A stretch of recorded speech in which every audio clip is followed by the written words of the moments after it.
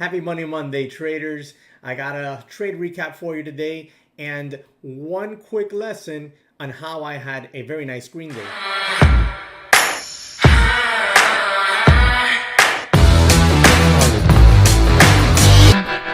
All right, guys, so let's jump right on into it. Today in the morning, I woke up, I looked at the overall markets. I know that earnings season was kicking off today, and typically when earnings seasons kick off, that time frame of earnings season tends to get it's very light volume in the small caps.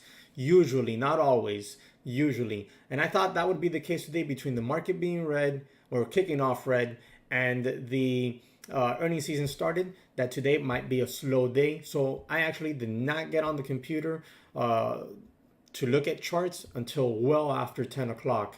And at that time, I brought up my charts. I saw MBOT was going crazy. I already knew MBOT had news in the morning, something about a patent acceptance or something like that. And I knew that that one was the top runner at that time. I think it was about 80% or 75% gap up on MBOT.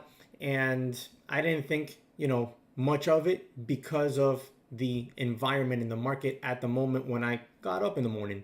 Regardless, I got up. I, around 10 o'clock, I was up before that. Around 10 o'clock, I put up my charts and took a peek just to see what was going on in the market. And I saw MBOT, and MBOT was moving real nicely.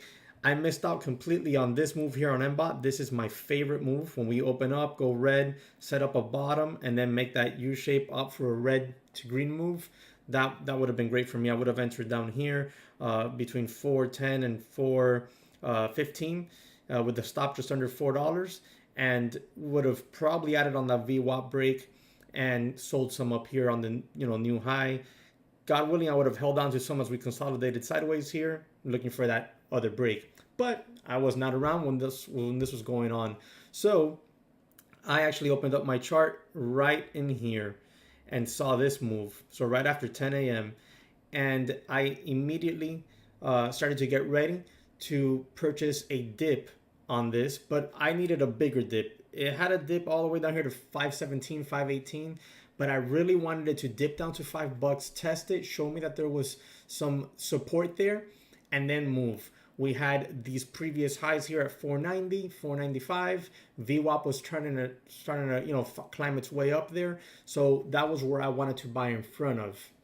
Unfortunately, it did not make it down there. I was getting ready to purchase, about 500 shares there, maybe add a little bit as we started to move up, maybe 750 shares, 1,000 shares.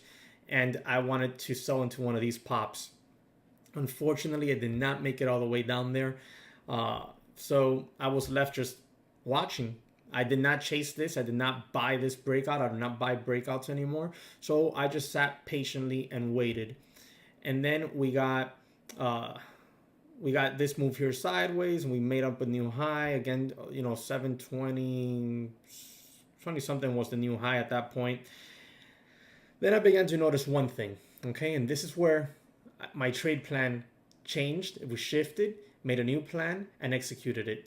I started to notice that we held this 9 EMA, also known as the trade line. We held it here, popped off higher, pulled back to it, popped off real high on the biggest volume of the day so far, right here, this candle. We came down here to it, in that area, put a tail in, popped off, okay?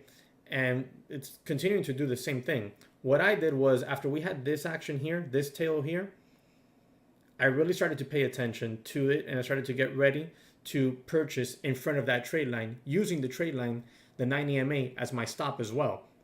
Okay, and that's exactly what I did. Now, at this point, the stock was up like about 170% on the day. So the risk of a dump is very real, okay? It is extremely real. This is a very risky trade in that sense.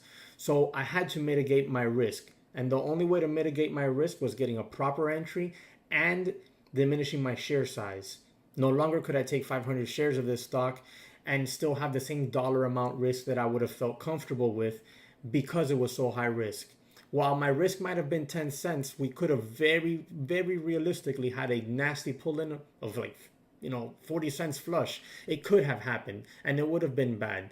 Now, that isn't the standard risk reward that I had here. I'm just saying that was a very real possibility. Okay, that's why I only took 200 shares of this stock.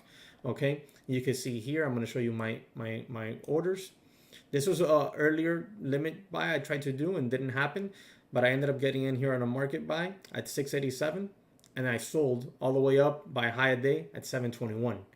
That's 30, what is that, 32 cents, 38 cents, something like that, 34 cents. Okay, so that's a 34-cent scalp. That's a very good scalp, okay, because this is just a scalp play. As you can see, I was in at 11 and I was out at 11:01. That's a scalp play.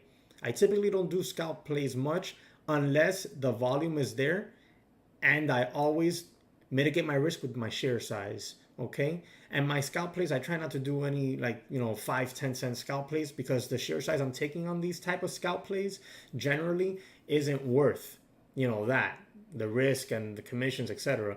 But 34 cents a share, that's, sometimes I consider that more than a scalp play. To me, that's an entire move sometimes, right? So that's exactly what I did. I got in here, somewhere in this candle, and I sold as we popped right here.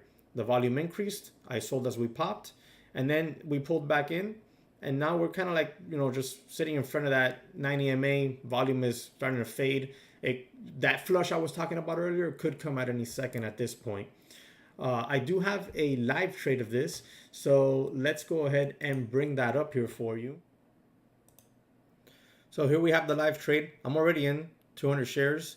So now, we're breaking over $7. I really should have added. Here I was checking these highs to see where they were. Let's see here if I can catch. See, watch. Now I'll just move my mouse over here. See, and that's just me checking to see, confirming my profit target area. That's where I want to take profit. Had I, that would have been my first take profit. Had I been in 500, 750 shares, then I would have looked to scale out of my position slower. I would have taken some profit there, some more profit now as we break over 730. Watch. See, the volume is starting to increase. Watch as we start to get closer to 730. 725, it's still there. Once we break over 725, we should get a push over to 730. Just give it a second. And this is what all the things you got to be looking at while you're in your trade.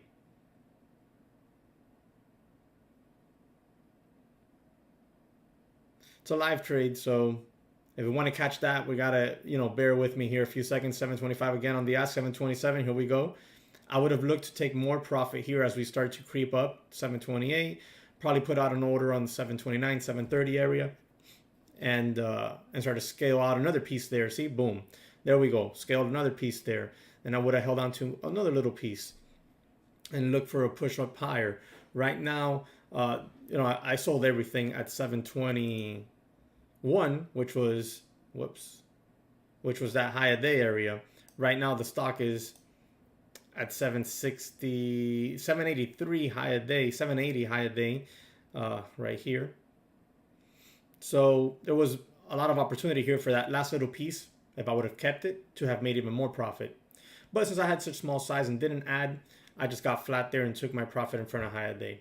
The stock is up now 220%, and it does look like it wants to go tap this 200-day moving average right here in front of $8.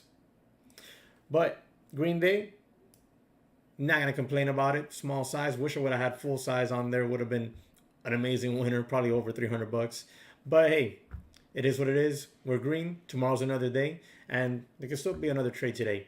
Hope you guys are having an excellent start to your week, an excellent start to your trading day. Any questions?